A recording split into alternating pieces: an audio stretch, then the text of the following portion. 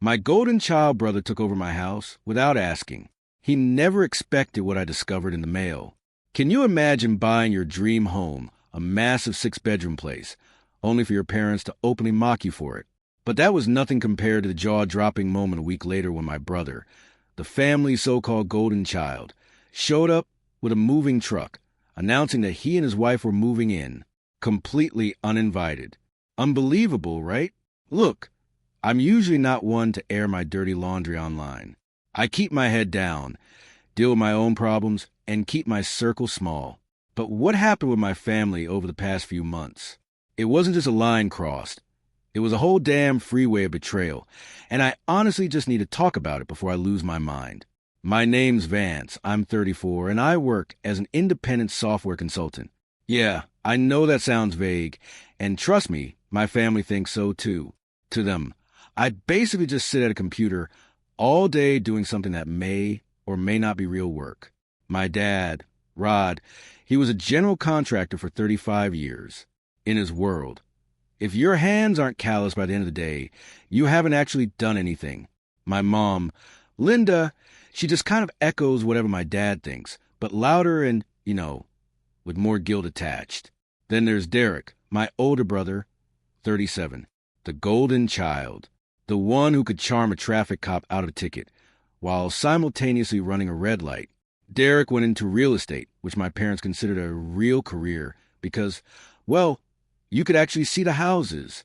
Never mind that I was pulling in more than double what Derek made in a good year. Derek wore nice shirts and showed people kitchens, so he was a success story. I'm not bitter about it now. Okay, I used to be, but somewhere around 30, I just accepted it. You can't make people see what they don't want to see. I stopped chasing their approval and started building something for myself, which brings me to the house. 8 months ago, I found a 6-bedroom colonial at a county tax auction. The previous owner had passed away with no heirs. The estate got tangled in probate for years, and by the time it hit auction, nobody local wanted to deal with the back taxes and deferred maintenance. I did the math. It needed about $40,000 in work. The back taxes were $18,000, and comparable properties in the neighborhood were selling for over $500,000. I bought it for $285,000. My girlfriend, Janine, she thought I was insane. She's a nurse, very practical, and she looked at the peeling wallpaper and the cracked driveway and just saw a money pit. But I walked her through the numbers, showed her the inspection report, and she came around. We spent the next several months fixing it up ourselves. New roof, updated electrical, refinished the hardwood floors. I did a lot of the cosmetic work myself, hired out the stuff that needed permits. By the time we finished, the place was gorgeous. 6 bedrooms, 3.5 baths, a big backyard with mature trees, a 2-car garage, more space than 2 people needed, sure, but I had plans. 2 of the bedrooms would be a home office and a media room. 1 would be a guest room. The 6th, I figured we'd figure it out eventually. Maybe Janine, and I would need it someday. Naively, I made the mistake of posting a few photos in the family group chat. My mom's first response was a laughing emoji. Then she typed, "That's a lot of house for someone with no kids, Vance." My dad sent back, "Hope you got inspected. Those auction houses are money pits 9 times out of 10. Derek didn't respond at all, which, looking back, should have told me something. I showed Janine the messages, and she just shook her head. "They'll never change," she said. "Stop expecting them to be happy for you." She was right. I put my phone away, and we spent the evening grilling on the back patio, just enjoying the house we'd worked so hard to earn. That peace lasted about a week. I was at the house on a Saturday morning, putting together a bookshelf in what was going to be the office, when I heard a truck pull into the driveway. I looked out the window and saw Derek's F-150 backed up to the garage, the bed loaded with boxes and furniture pads. My heart sank. I walked outside. Derek was already lowering the tailgate, and Cassie, his wife, was standing on the front walk, taking a photo of the house with her phone. She had that glazed-over look she gets when she's composing an Instagram caption in her head. "Hey, brother," Derek said, like he was showing up to a barbecue. "Place looks great. You really did a number on it." "Thanks," I said, trying to keep my voice even. "What's all this?" He pulled a box off the truck and set it on the driveway. We're moving in. He paused, looking at me expectantly. Did Mom tell you? I just stood there for a second. Moving in where? Here, he said, like I'd asked what color the sky was. You've got what? 6 bedrooms. Cassie and I need 2. 1 for us and 1 for her studio. Mom and Dad want 1 for when they stay over. That still leaves you with plenty. I looked over at Cassie. She was still taking pictures. She glanced at me and smiled. I already told my followers we found the cutest colonial. The light in this front room is going to be amazing for my content. I want to be clear about what I was feeling in that moment. It wasn't anger. Not yet. It was something closer to vertigo, like the ground had shifted beneath my feet, and everyone around me was acting like it hadn't moved an inch. Derek, I said, trying to find my voice. Nobody told me anything. He set down another box and pulled out his phone. Mom said she was going to call you. Hang on. He dialed, put on speaker. My mom picked up on the second ring. Vance, honey, did Derek get there okay? Mom, what is this? Well, Derek and Cassie need a place, and you have all that space. It just makes sense. We talked about it at dinner last week. I wasn't at that dinner. There was a pause. Well, we figured you'd be fine with it. You're not using all those rooms. I looked at Derek. He was already carrying a box toward the front door, toward my front door. And the thing that got me, the thing that really landed, was how none of them thought they even needed to ask. Janine pulled into the driveway 20 minutes later with groceries. She saw Derek's truck, the boxes on the lawn, Cassie arranging throw pillows in the living room like she owned the place. She walked into the kitchen, set the bags on the counter, and looked at me with an expression I'd never seen on her face before. Tell me, she said quietly, her voice barely a whisper, that you did not agree to this. I didn't agree to this. Then why are they unpacking? That was the question, and the honest answer was that I didn't know how to stop it without blowing everything up. My whole life, Derek took things, and my parents called it sharing. Derek got the bigger room growing up. Derek got the car when he turned 16, and I got the bus. Derek got his college paid for, and I got told there wasn't enough left. Every single time, my parents had a reason. Derek's older. Derek needs more. Derek has a family now. And every single time, I swallowed it. Janine put her hand on my arm. Vance, this is our house. She was right. But here's the thing about patterns that go back 34 years. They don't break easily. And what I didn't know yet, what I wouldn't find out for another 3 days, was that Derek moving in wasn't just entitlement. It was desperation. And the reason he was desperate was something that was going to change everything. So, here's where things stood after that first weekend. Derek and Cassie had moved into the 2 bedrooms at the end of the upstairs hallway.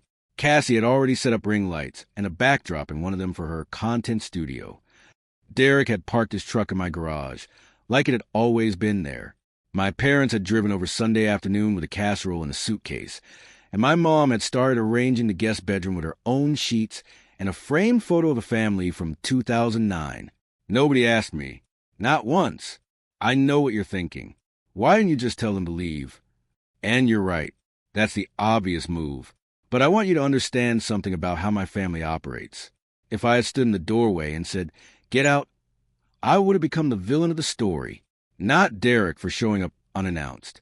Not my parents for orchestrating it behind my back. Me for being selfish. For having all that space and refusing to share it with family. I've played that role before. I know how it ends. So, I decided to be smart about it instead. That first week was surreal. Derek walked around the house like he owned it. He adjusted the thermostat. He rearranged the living room furniture so the couch faced a better angle. He even told me the water pressure in the upstairs shower was low and asked when I was going to fix it. Cassie was worse in a different way. She was sweet about everything, which somehow made it more infuriating.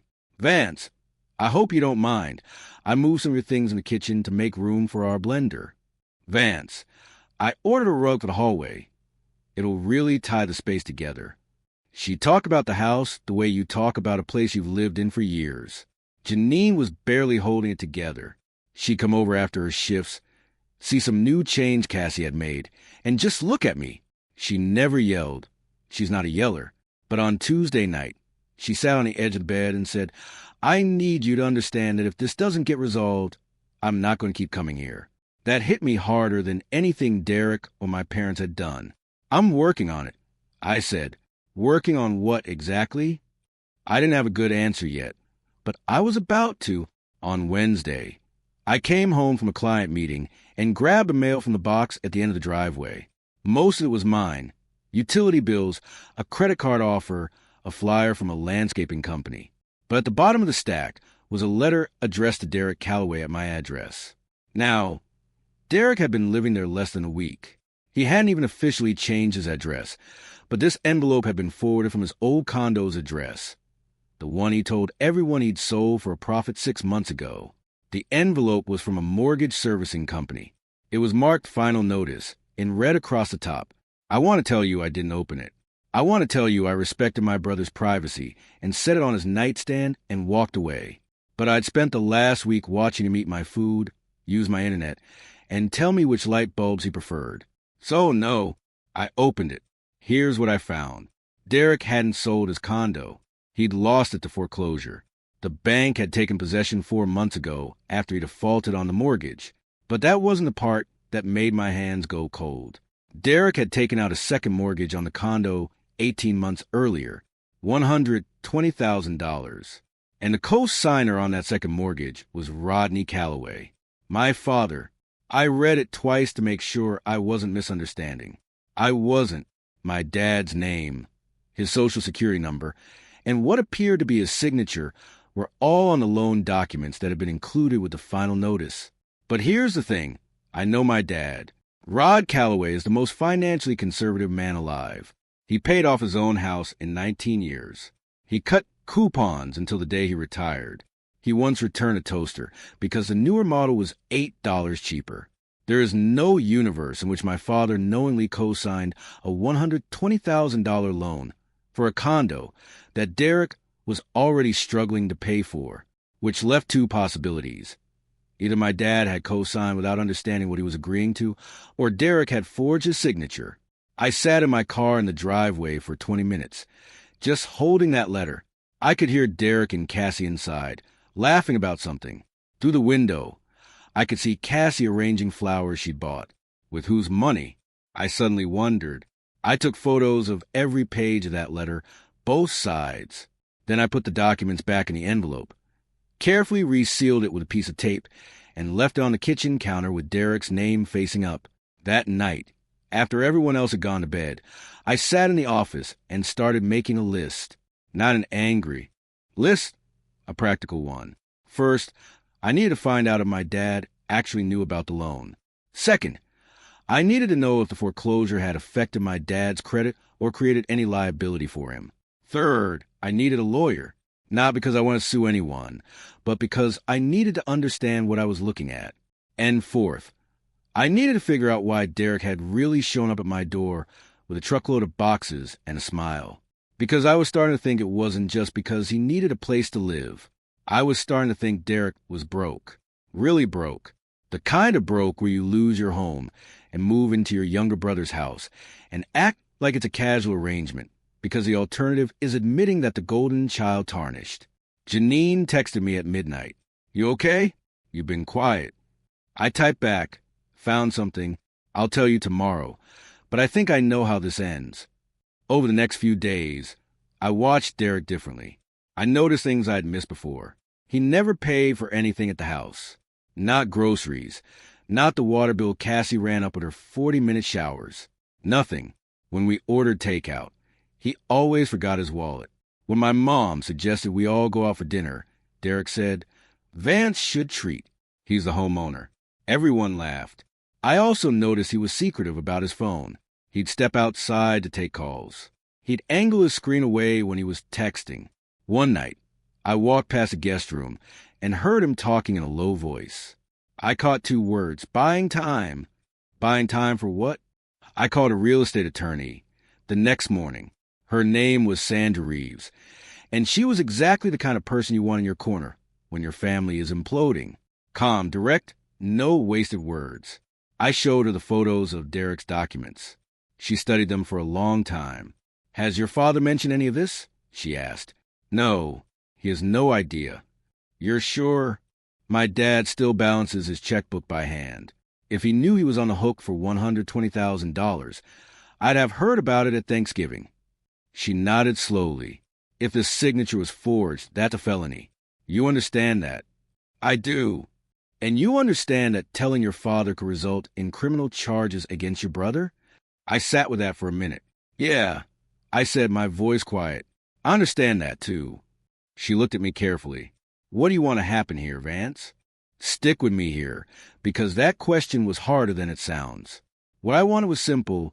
I wanted my house back. I wanted my brother out. I wanted my parents to see what was right in front of them for once. But what I was holding in my hands had the power to do a lot more than that.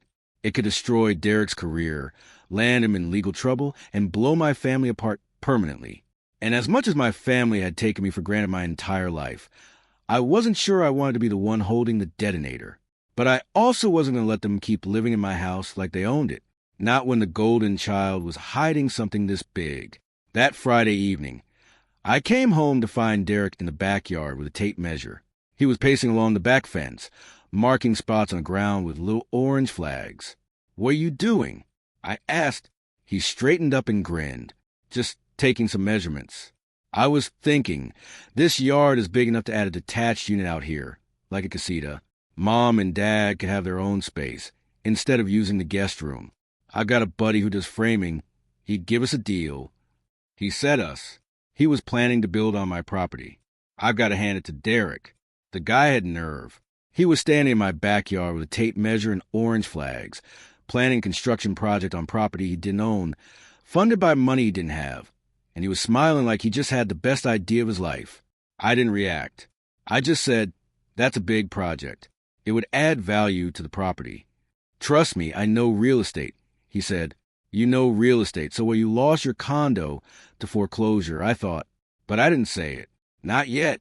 Instead, I told him it was an interesting idea and went inside. Janine was in the kitchen making pasta, and when I told her about the casita plan, she set the spoon down and stared at me. He wants to build on your land, and you said it was interesting. She picked the spoon back up. Vance, you have the patience of a monk and the survival instincts of a man walking into traffic. That's Janine. She keeps me honest.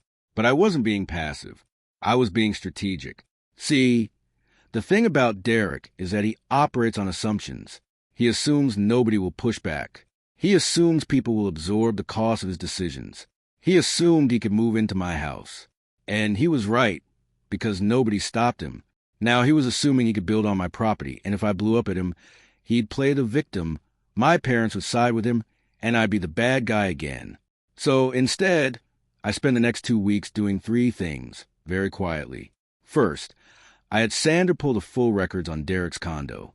The timeline was worse than I expected. He bought the condo 5 years ago with a conventional mortgage. 3 years in, he refinanced and pulled out equity.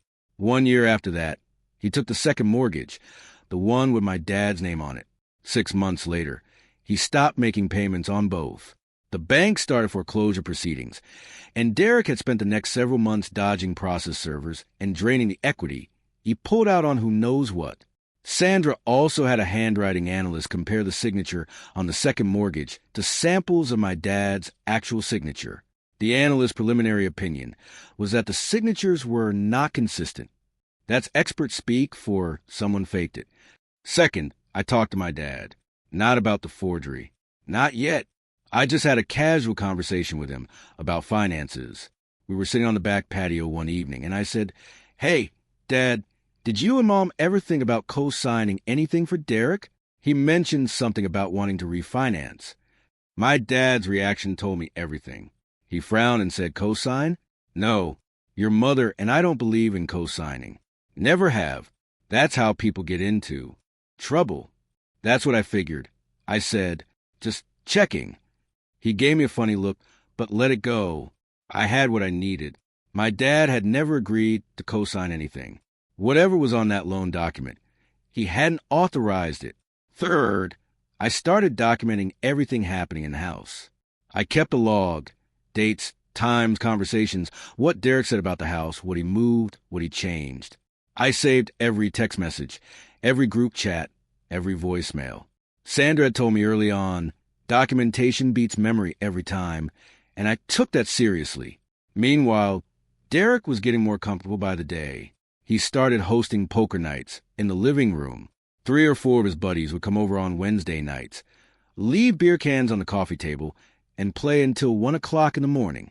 The first time it happened, Janine was trying to sleep before an early shift and came downstairs at midnight to find 5 guys eating pizza in her living room. She was polite about it. She's always polite. But on the drive to work the next morning, she called me and said, "Vance, I love you, but I will not live like this. You got 2 weeks." 2 weeks? That was my deadline now. Derek also started receiving packages at the house. Lots of them. New clothes, electronics, a set of golf clubs. Cassie got a ring light set up. That cost at least $800. I didn't ask where the money was coming from, but based on what I knew about his financial situation, I had a pretty good guess. Credit cards. He was spending money. He didn't have to maintain the illusion that everything was fine. My mom called me one afternoon to tell me how happy she was. "This is how a family should be," she said. "All of us together. I always wish you boys were closer." "We're pretty close right now," I said, "sharing a bathroom and everything." She laughed like I was joking. One evening in late October, the whole family was sitting around a dining table after dinner.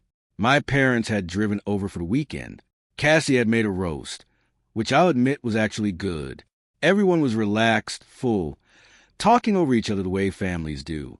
Then Derek leaned back in his chair, put his arm around Cassie, and said, "So, I talked to my buddy Mike about the casita. He can start framing by December if we get the permits lined up." My mom clasped her hands together. "Oh, how exciting. Your father and I would love having our own little space back here." My dad nodded. "Not a bad idea. What's something like that, son?" "For what we're talking about, maybe 80,000, Derek said, but adds way more than that in property value. It's basically free money." Everyone looked at me. "What do you think, Vance?" My mom said, "It's your house, after all." She said it the way you'd say, "It's your turn to pick a restaurant," like my ownership was a technicality. I took a sip of water. "I think we need to talk about permits, setback requirements, and who's paying for it." Derek waved his hand. "I'll handle the permits, and we can split the cost. I'll cover the labor if you cover materials." He wanted me to pay for an addition to my own house, so that he and my parents could live there more permanently. "Let me look into the zoning," I said. "I'll get back to you." Derek grinned. Cassie squeezed his arm. My mom said, "See, this is why it's so nice having everyone together." Under the table, Janine's hand found mine. She squeezed once hard. That squeeze said everything. That weekend, I drove to Sandra's office with my documentation log and the handwriting analysis. She reviewed everything and then sat back in her chair. "You've got a clear picture here," she said. "Your brother forged your father's signature on a $120,000 loan. The property went to foreclosure. Your father likely has a judgment or a deficiency on his credit that he doesn't know about, and your brother moved into your home without your consent and is now planning to make structural modifications to your property." Hearing it laid out like that was something like watching someone draw a map of a place you've been wandering through in the dark. "Here's what I recommend," she said. "You need to tell your father. Not because you want to cause trouble, but because he may already be facing financial consequences he doesn't know about. If there's a deficiency judgment from the foreclosure, creditors could come after his assets. And Derek, that's your father's decision. If he wants to pursue forgery charges, that's up to him. If he doesn't, that's also up to him. But either way, Derek needs to know that you know. Right now, he's operating like nobody will ever look behind the curtain." She paused. "And Vance, get them out of her house. You've been patient, but patience isn't a strategy. Give them a written notice. 30 days. If they're not out, we file for eviction." I drove home and that night wrote up a polite, but clear letter stating that all occupants had 30 days to vacate the property. I printed 2 copies, one for Derek and Cassie, one for my parents. Then Janine called. "How'd it go with the lawyer?" She said I need to tell my dad about the loan and serve everyone notice to vacate. Silence for a moment. Then, when? Soon. How soon? This week. She exhaled. Okay, I'll be there when you do it. If you want me there. I want her there. I needed someone in that room who was on my side, because once I pulled this thread, the whole thing was going to unravel, and I had a feeling nobody in my family was ready for what was underneath. I picked a Thursday, not for any dramatic reason. Thursday was the one night that week when everyone was going to be at the house. My parents were staying over. Derek and Cassie would be home, and Janine had the night off. If I was going to do this, I only wanted to do it once. I spent the day at a coffee shop, pretending to work. My brain was rehearsing. In my family, the person who raises their voice loses. The person who stays calm gets to set the terms. I needed to stay calm. Janine met me in the driveway at 6 o'clock. She was still in scrubs. She looked at me and said, "You ready?" "No." "Good. If you were, I'd be worried." We went inside. Cassie was in the kitchen, making stir-fry. My mom was setting the table. My dad was in the living room, watching the news. Derek was on the back patio on the phone, pacing the way he does when he's talking to someone about money. We all sat down for dinner. I ate. I made small talk. Derek even told a story about a house he'd shown that week where the sellers had left a mannequin in the attic. And even I laughed, because Derek is genuinely funny when he's not destroying your life. After dinner, Cassie started clearing plates. I said, "Can everyone stay at the table for a minute? I need to talk to the family." The table got quiet. Not tense. Quiet. More confused quiet. Like they couldn't figure out why I'd need a formal moment. Derek sat back down. "Everything all right?" "Not really," I said. I reached under my chair where I'd stashed a manila folder earlier that afternoon. "There's something I need to show Dad." My mom's eyes narrowed. "What's going on, Vance?" I opened the folder and slid the first document across the table to my dad. It was a copy of the second mortgage application for Derek's condo. My dad's name and social security number were clearly visible as the co-signer. "Dad," I said, "do you recognize this?" My dad picked it up, pulled out his reading glasses, and read it slowly. I watched his face change. It went from confused to focused, to something I've only seen a handful of times in my life. It went hard. "What is this?" he said. It wasn't a question. "It's a loan application for a second mortgage on Derek's condo. $120,000. Your name is on it as co-signer." My mom leaned over to look. "Rod, what's he talking about?" My dad didn't answer her. He looked at Derek. "Did you put my name on this?" Derek's expression cycled through surprise, calculation, deflection, and then settled into wounded innocence. "Dad, come on. That was a misunderstanding. The bank needed a co-signer, and I used your info as a placeholder. It was never supposed to go through like that." "A placeholder?" My dad said, his voice deadly calm. "It's just paperwork. I was going to refinance and take your name off. I just needed it to get the loan approved." I slid the next document over. The foreclosure notice. "The condo went into foreclosure 4 months ago. Derek, you never refinanced. You never took Dad's name off. And the bank is potentially coming after the co-signer for deficiency." The table was dead silent. My mom's hand was over her mouth. Cassie was standing by the sink with a dish towel, frozen. My dad stared at the foreclosure notice, then looked at Derek again. "You told us you sold the condo." "I did. I mean, it's complicated. You told your mother and me that you sold it for a profit, and you were looking for something bigger. That's what you said in this kitchen 3 weeks ago." Derek ran his hand over his face. "Look, things got tight. The market shifted. I had some deals fall through. It wasn't like I planned for this to happen. You put my name on a $120,000 loan without telling me," my dad said. His voice was level, but the kind of level that a lake is right before a storm. "You used my social security number. You let that loan go to foreclosure, and you lied about it."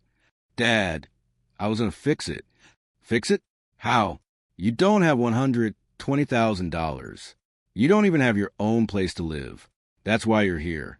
He gestured around the room. Around my house. My mom finally spoke. Derek, is this true? All of it. Derek looked at her, and for the first time, I saw something real break through the charm. He looked tired. Genuinely, deeply tired. Mom, I didn't have a choice. I was drowning. Every deal I had fell apart after the rate hikes. I couldn't make the payments. I couldn't make either payment. And I couldn't tell you guys because you always said I was the one who had it together. So you committed fraud instead, I said. Everyone looked at me. That's what this is, Derek. Using someone's personal information to co-sign a loan without their knowledge is fraud. Forging a signature on a financial document is a felony. Derek's jaw tightened. I didn't forge anything. I slid the third document across. The handwriting analysis. I had an expert compare the signature on the loan to Dad's actual signature. They're not consistent. My mom stood up. Vance, that's enough. I looked at her. That's enough?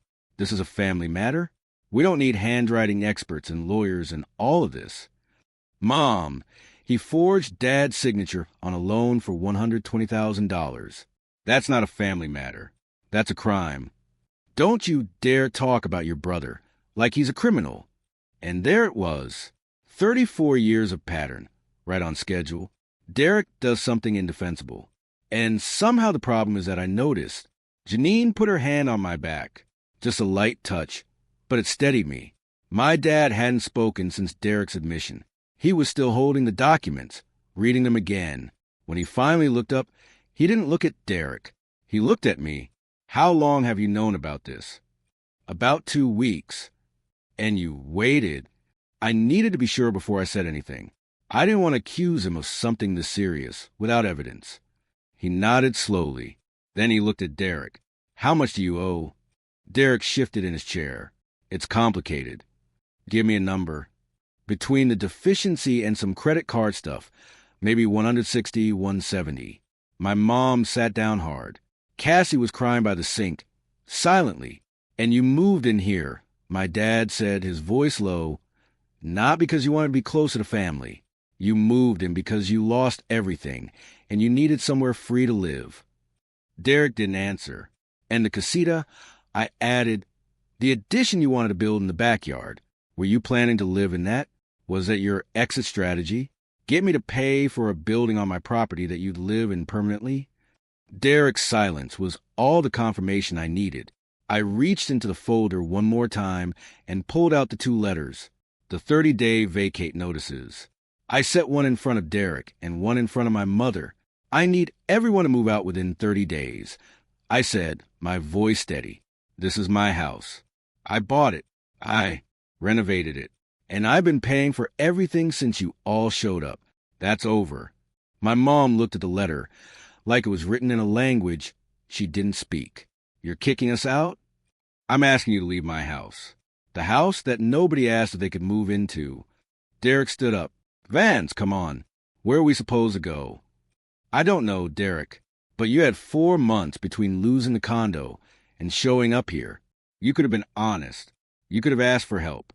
Instead, you moved into my house without permission, made plans to build on my land, and let Mom and Dad bankroll a lifestyle you can't afford. So figure out. He stared at me for a long moment. Then he picked up the vacate letter, folded it, and walked out of the room. Cassie followed him. I could hear her crying in the hallway. My mom looked at my dad, then at me. Rod, say something. My dad set the documents down on the table and straightened them into a neat stack. He does that when he's processing. He'll organize physical objects while his brain catches up. Then he stood up and said, I need to go for a drive. He took his keys and walked out the front door. We heard his truck start and pull out of the driveway. My mom turned to me with tears in her eyes. Are you happy now? No, Mom. I'm not happy, but I'm done pretending everything is fine. She went to the guest bedroom and closed the door. The house was quiet for the first time in weeks. Janine and I sat at the table for a long time. Finally, she said, that was the hardest thing I've ever watched you do. Yeah, you did the right thing. I know. She cleared the table while I sat there, staring at the chair where my dad had been sitting.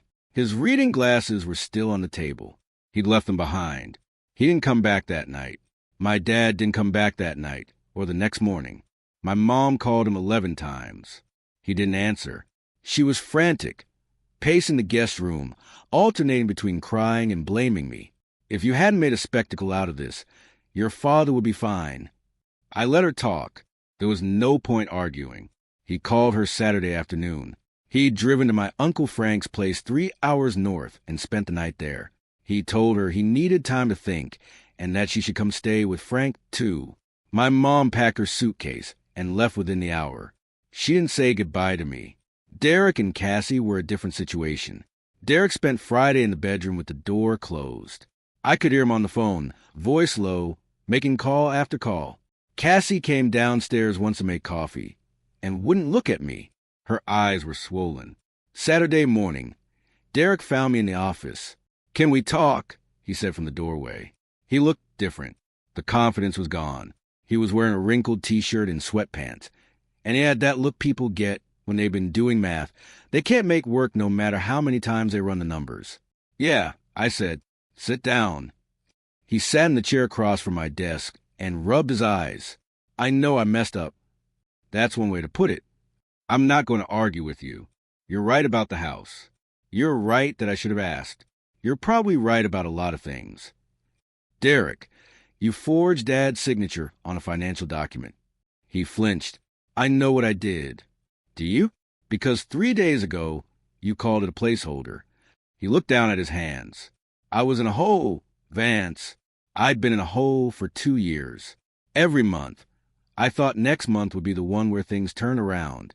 I'd close a big deal. The market would come back. Something. And every month, it got worse. The first mortgage went late, then the second, then collections started calling. I couldn't sleep. Cassie didn't know how bad it was until we got the eviction notice. "So you used Dad?" "I used Dad's information to get a loan I thought I could pay back. I was wrong. I was desperate, and I was wrong, and I know that." I watched him while he talked. This was the most honest I'd seen Derek in maybe 10 years. The charm was off. The armor was down. And I felt something I didn't expect to feel. Not sympathy. Exactly, more like recognition. Like looking at someone who'd been running from something for so long. They'd forgotten what they were running from. "What do you want me to do here, Derek?" "I want time. 2 weeks to find a place. And I want you to let me be the one to deal with Dad about the loan. I'll tell him everything. I'll work out a way to make it right. But I need to be the one to do it." I thought about it. 2 weeks, not 30 days. 2 weeks. And you go to Dad, and you tell him the whole truth. Not a version of the truth. The whole thing. "I will. And Derek, if I find out you've lied to him again or dodge this, I'm giving everything to Sandra, and she handles it from there." He nodded. He looked like he was going to say something else, then just stood up and walked out. They were gone in 9 days. Derek and Cassie moved into an apartment on the west side. Nothing fancy. A 2-bedroom above a dry cleaner. Cassie stopped posting about the house on social media. The last post she'd made, a photo of the living room with the caption, "Loving our new space," got quietly deleted. My parents came back from Uncle Frank's a week after the dinner. My dad had aged 10 years. He sat at my dining table, the same table where everything had blown up, and told me he'd pulled his credit report. There was a deficiency judgment from the condo foreclosure listed under his name, $47,000. "I've talked to a lawyer up by Frank's," he said. "He thinks we can get it removed since the signature was forged, but it's going to take months, maybe a year. I can have Sandra work with him if that helps." I said. That would help. My mom sat next to him, quiet for once. She hadn't apologized to me, and I was expecting her to. That's not how Linda works. But she wasn't defending Derek anymore either. And for my family, that was seismic. She did say one thing before they left that day. She was putting on her coat by the front door, and she stopped and said, "You should come to us first, Vance, before the lawyers and the experts. You should have talked to us." "I did talk to you, Mom. I talked to you the day Derek showed up with a truck full of boxes, and you told me to share." She didn't respond to that. She buttoned her coat and walked to the car. Over the next few months, Things slowly found a new shape. Derek called my dad and had what I'm told was a 3-hour conversation. I wasn't there for it, and I didn't ask for details, but afterward, my dad told me that Derek had broken down and admitted everything: the debt, the forged signature, the fact that he'd been maintaining a lifestyle he couldn't afford for years because he couldn't stand the idea of being the one who failed. My dad didn't press charges. I wasn't surprised. He's old school. Airing family business in a courtroom would have felt worse to him than the money. But he made Derek sign an agreement, drawn up by both their lawyers, to repay the $47,000 over 5 years. If Derek missed a payment, the forgery evidence would be turned over to the district attorney. It was the most my father had ever done to hold Derek accountable for anything, and I think it nearly broke both of them. Derek and I didn't talk for about 3 months after he moved out. Then one Sunday, he texted me a photo of a house listing. Just a photo, no context. I wrote back, "Nice place." He replied, "It's a short sale. Needs work. I was wondering if you'd take a look at it with me."